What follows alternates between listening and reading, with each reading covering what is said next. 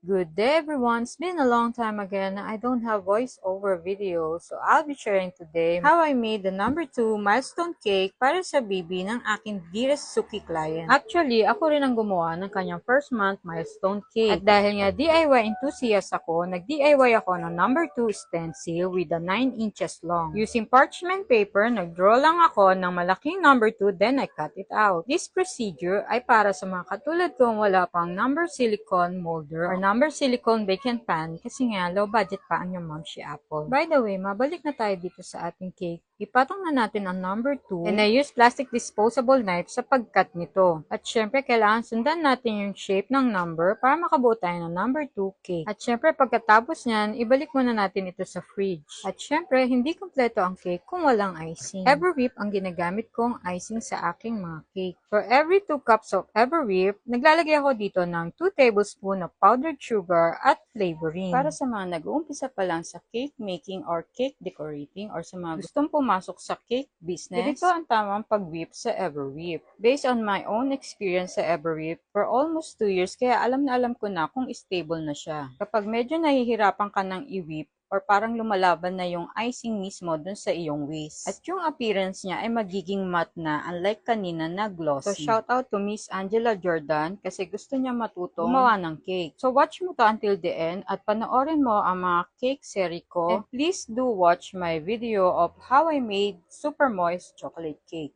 And don't hesitate to ask about baking kasi willing akong tulungan ka. By the way, mabalik na tayo dito sa ating cake. Lagay muna tayo ng sufficient amount ng frosting sa cake board. Siya yung magsisilbing pandikit ng ating number cake to prevent na madulas yung cake from the cake board. After ng first layer ng cake, maglagay na tayo dito ng icing using piping bag at gupitan lang natin ito ng 1 cm wide yung dulo. Katapos nyan, next na ang second layer of cake. Careful tayo para hindi ito masira. Pwede tayong gumamit ng malaking cake scraper sa pag-transfer. At gumagamit din ako dito ng toothpick as a dowel para iwas dulas yung second layer from first layer. Pero syempre, wag mong kalimutan abisuhan ng client na naglagay ka dito ng toothpick for safety na rin. And after that, we need to remove all the cake crumbs on the cake board to look more presentable. Red color with a touch of gold ang team nitong number cake based doon sa isinend na picture ni client na susuotin ni baby. I'm using red ng Chef Master Gel Food Color at dahil hindi pa ako contented sa pagkapula nito, sinimot ko na rin ang natitira kong kaunting red Petraco Gel Food Color. Set aside muna natin to make it more vibrant ang pagka-red nito. Ayan, at cake decorating na to make it more beautiful. Gumamit ako dito ng 1M nozzle piping tip para makagawa tayo ng ganitong rosette flower.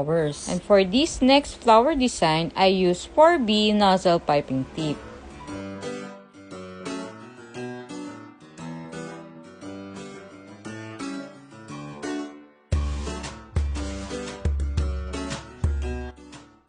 I added gold ridges to enhance the red and with a touch of gold theme ng ating milestone cake na siyang papareha din sa damit ni baby. Oops! Gumamit din pala ako dito ng white ridges to look more elegant. At syempre, ito na ang aking favorite part, ang pagle-lettering ng pangalan ni baby using the number 2 nozzle piping tip. Because I really love doing calligraphy style of lettering. At kaya naman maraming salamat to my dearest client na si Ma'am Grace for always choosing us in any occasion in your family. Talagang nakakataba po ng puso kasi may cake review pa ako sa kanya and I really appreciate it.